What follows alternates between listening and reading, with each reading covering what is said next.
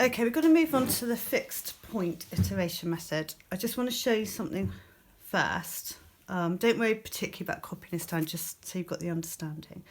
If we consider f of x equals 2x minus 5,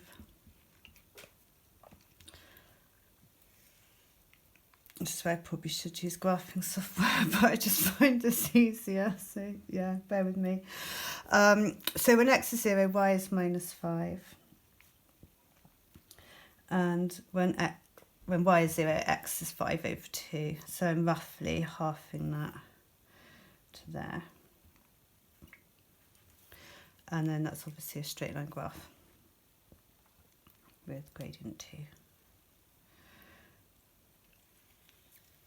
Right, what the next method does is it rearranges f of x equals 0 into the form x equals g of x. So I'm going to pick up my f of x equals 0. So that's where this root is at 5 over 2. And if f of x is 0, 2x minus 5 equals 0. And I'm going to rearrange into the form x equals g of x.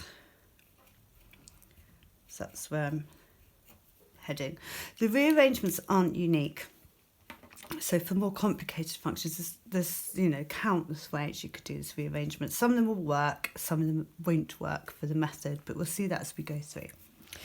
So if I add 5 to both sides and subtract x from both sides, then x is equal to 5 minus x.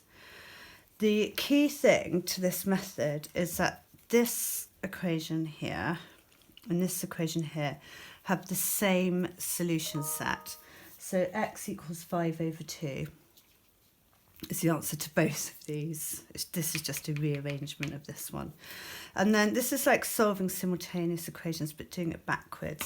If I separate this out and consider y equals x and y equals 5 minus x,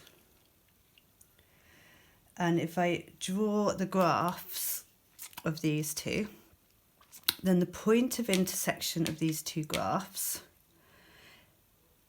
is the solution to this equation, which is the solution of this equation, which gives me 5 over 2.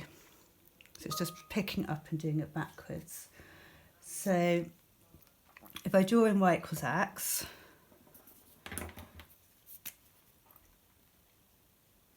it's just going to be about there, isn't it? This is a little bit rough and ready. So that's my y equals x.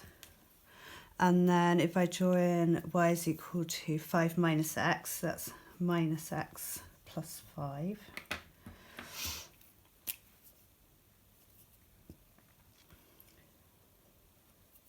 And it's coming down through here.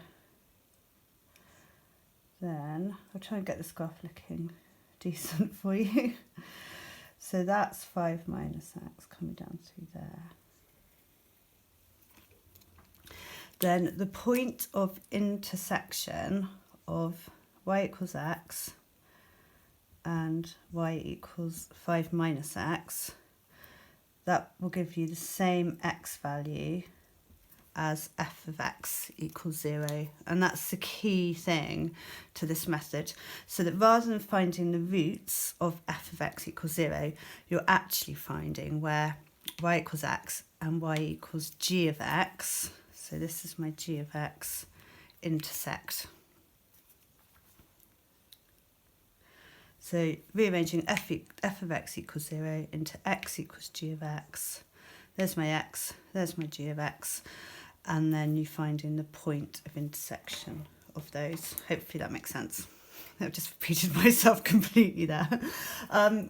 Quick example.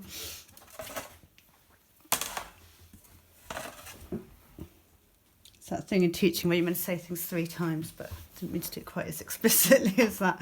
Right, fixed point iteration method. So this is our next method.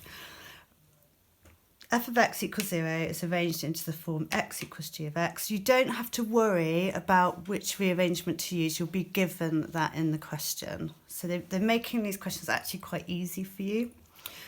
the roots of f of x equals 0 then have the same x values as the intersection of y equals x and y equals g of x. So this is the example, I think, from the book. I can't remember actually. But I can rearrange this as follows. Again, don't worry too much about how to do the rearrangement. We'll talk about that as we go along. So I need to do f of x equals 0.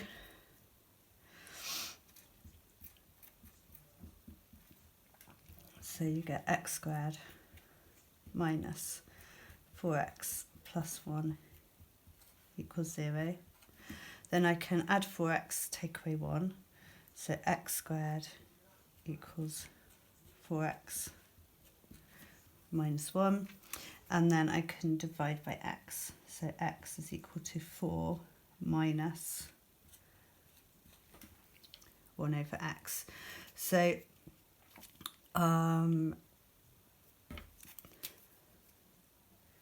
that's y equals x.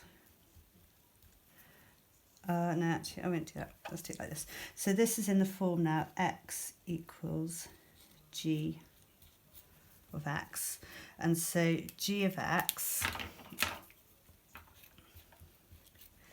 is equal to 4 take 1 over x. And what I've done, I've popped this into GeoGebra and I've just I've just copied it into a Word document so you can have a look.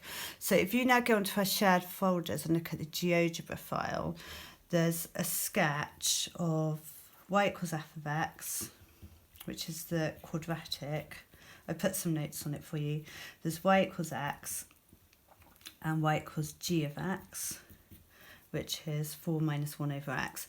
And if you have a look at it, you should be able to just see, like in my previous example I just did, that where these two intersect, you get the same x values as the roots of y equals f of x, so where f of x crosses the x axis. So just have a quick look at that, and then I'll do the next video on how to use the iterative formula.